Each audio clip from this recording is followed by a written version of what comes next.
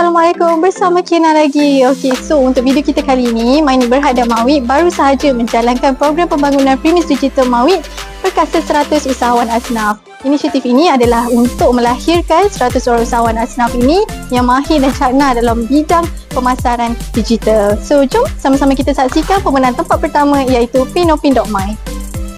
Assalamualaikum, saya Izzah Amir Baiki. Saya merupakan founder Pinopin.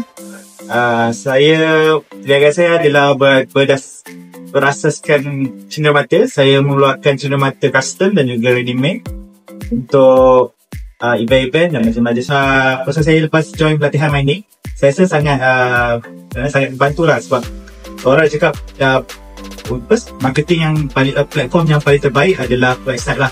So bila kita ada website, kita rasa yang company kita lagi kukuh dan brand kita lagi expose lah. Maksudnya lepas Mynik tunjuk ajar daripada cikgu-cikgu daripada Mynik macam mana nak buat website kan, walaupun dia tak perlu kompleks pun, asalkan benda tu informatif, cantik, orang akan tengok. So itu yang saya rasa macam gembira lah, sebab kita dapat berpeluang untuk buat website macam ni. Perasaan menang sebab pertama unexpected lah sebenarnya.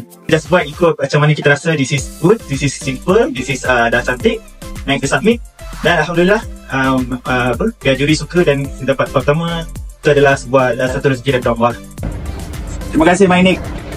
Tahniah sekali lagi diucapkan kepada pemenang kita iaitu Pinopin.my, Encik Ahmad Izzah Amir. Kami daripada Mynik ingin mengucapkan jutaan terima kasih dan juga tahniah kepada seluruh peserta yang telah menyertai latihan premis pendigitalan bersama kami dan juga kerjasama bersama Mawid. InsyaAllah kita jumpa lagi di lain masa. Bye-bye dan Assalamualaikum.